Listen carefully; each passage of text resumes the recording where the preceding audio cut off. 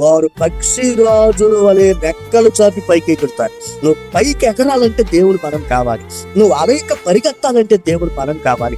సొమ్మసిల్లగా నడిచి వెళ్ళాలంటే దేవుని బలం కావాలి. దేవుని బలం లేకుండా మనం ఎగరలేము. చాలా మంది ఏమనుకుంటారంటే, ఎగరాలి, నేను ఇంకా పైకి ఎగరాలి, నేను ఇంకా ఉన్నతమైన స్థితికి ఎగరాలి అని చాలా ప్రయత్నాలు చేస్తారు. కానీ నువ్వు పైకి ఎగరాలంటే నీకు కావాల్సింది ఏంటో తెలుసా? ప్రియులారా, దేవుని బలం. నువ్వు దేవుని బలాన్ని పొందాలి. దేవుని బలమును ఎప్పుడైతే పొందుతావో ఆ రోజు నువ్వు ఎగరలేనంత, ఎక్కలేనంత ఎత్తైన కొండపైకి వెళ్ళిపోతావు. నిన్ను పక్షి రాజు వలె పైకి ఎగిరేటట్లుగా దేవుడు చేస్తాడు.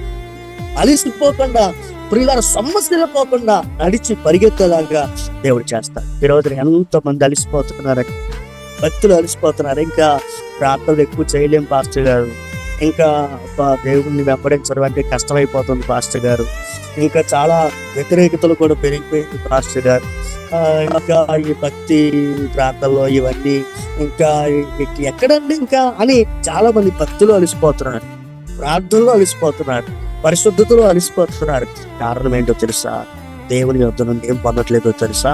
నూతనమైన బలాన్ని పొందడం.